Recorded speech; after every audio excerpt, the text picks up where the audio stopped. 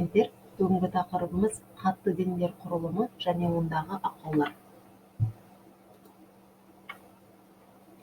Қатты дене заттың агрегаттық күйі. Пішінінің орнықтылығымен және атомдарының жылулық қозғалыс әсерінен тепе-теңдік қалпының маңында мардымсыз аз тербелістер жасайтындығымен сипатталады. Атомдарының орналасу сипатына қарай қатты денелер кристалдар және аморф денелерге бөлінеді. Кристалдар атомдары кеңістікте белгілі бір тәртіппен орналасады. Сондықтан оның қасиеттерінде кеңістіктік периодтылық байқалады. Аморфтық денелерде атомдар бейберекет орналасқан нүктелердің төңірегінде тербеліп тұрады. Қатты денелердің құрылымы қатаю процесінің өту ерекшелігіне, балқыманың құрылымы мен табиғатына байланысты анықталады.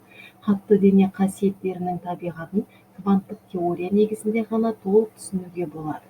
Кристалдардың кванттық теориясын аморф денелердің кванттық теориясына қарағанда толығырақ зерттеген. Қатты денелердің қасиеттерін оның атомдық молекулалық құрылысы, атомдар, иондар, молекулалар және электрондар, атомдық ядролар бөлшектерінің қозғалыс заңдары арқылы түсіндіруге болады.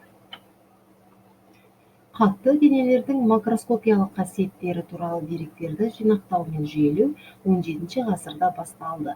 Қатты денелерге әсер ететін механикалық күштерді, жарықты, электр және магнит өрістерін сипаттайтын бірнеше эмпирикалық заңдар ашылды. Олар Гук заңы, Дюлонг және Пти заңы, Ом заңы, Видеман-Франц заңы мысал бола алады. Металдық кристалдар. Металдар реттеле орналасқан оң зарядталған металл иондарын қозғалмалы делокализацияланған электрондар теңізі қоршап тұратын кристалдық қатты денелер. Бұл ерекше құрылым барлық металдарға тән айрықша қасиеттерімен түсіндіріледі. Металдық кристалдарда иондар мүмкіндігінше бір-біріне жақын орналасады. Әдетте олардың әрқайсысы 12 көршілес иондармен қоршалады. Олардың 6-ы бір жазықтықта, 3-еуі үстіңгі жазықтықта, ал қалған 3-еуі астыңғы жазықтықта орналасады. Мұндай орналасу сфера пішіндіге жақын, мүмкіндігінше ең тығыз орналасу болып саналады. Мұндай реттелген орналасу кристалдардың барлық жерінде қайталанады.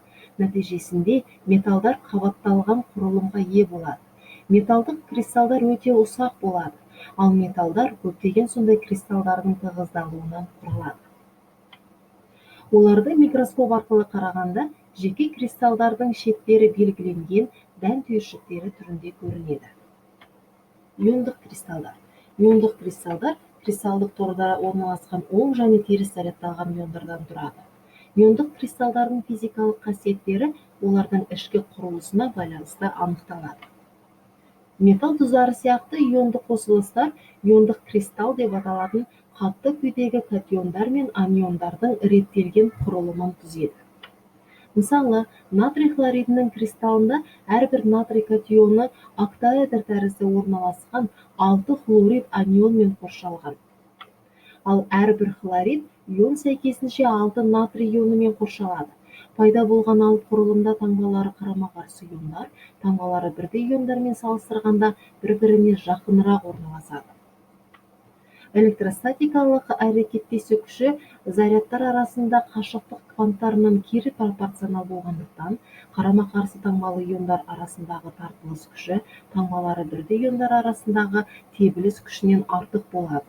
Нәтижесінде барлық иондар кристалдық торда тығыз орналасады. Иондардың белгілі бір ретпен орналасуы кристалдардың геометриялық пішінін анықтайды. Әдетте иондық кристалдардың пішіні кішкентай болады. Сондықтан иондық қосылыстар микрокристалдық ұнтақ формасында болады. Дегенмен, белгілі бір жағдайларда иондық кристалдар үлкен өлшемге дейін жетуі мүмкін. Молекулалық кристалдар.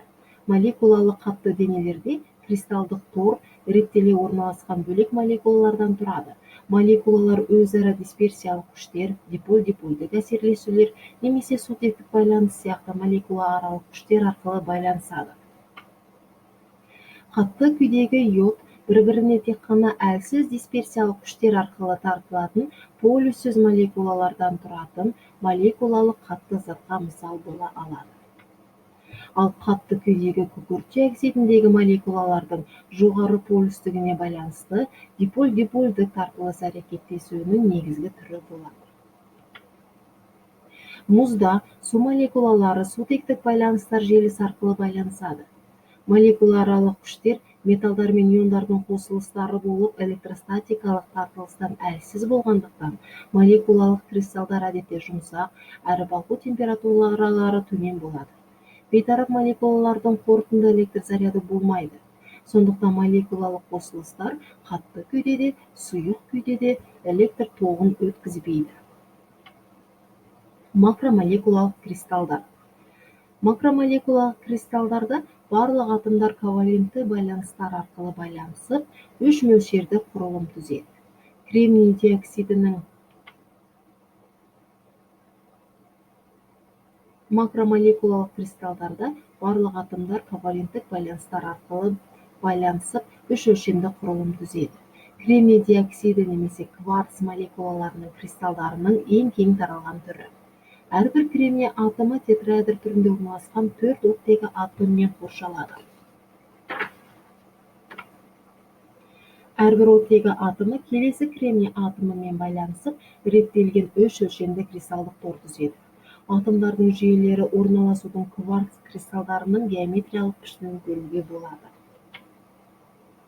Барлық атомдарды күшті коваленттік байланыспен байланысқан макромолекулалық кристалдар өте жоғары балқу температураларына ие. Берік, әрі өте қатты және қарапайым еріткіштерді ерімейді. Кейбіреулерін қоспағанда макромолекулалық кристалдар электр тоғын өткізбейді. Өйткені барлық валенттік электрондар коваленттік байланыс үшін пайдаланылады. Аморфты денелер. Аморфты денелерде кристалдық денелерге тән реттелген құрылым болмайды. Кремний диоксиді немесе кварц реттелген макромолекулалық құрылымға ие, алайда Цельсий бойынша 1600 градустан жоғары температураларда ол кремний мен оттегі атом тізбектерінен ажырап балқи бастайды. Тұтқыр балқыманы бірден салқындатқанда атом тізбектерінің реттеліп орналасуына уақыт болмайды да, атомдар бей-берекет байланысады. Пайда болған аморфты қатты дене кварц жынысы қатты әрі берік болады. Онда кәдімгі кристалдық кварцтың ішкі құрылымдағындай реттілік болмайды. Шыны өнеркәсіптік және техникалық маңызы зор материал. Ол кварц, натрий оксиді және бор оксиді сияқты компоненттерді балқыту арқылы жасалады. Шыныны бояу үшін өтпелі металл оксидтерін қосады. Мысалы, жасыл шынының құрамында темір оксидтері болады, ал кобальт оксидін қосу арқылы шыныны қою көк түске бояуға болады. Шынының нақты балқу температурасы болмайды, бірақ температура артқан сайын шыны біртіндеп жұмсара береді.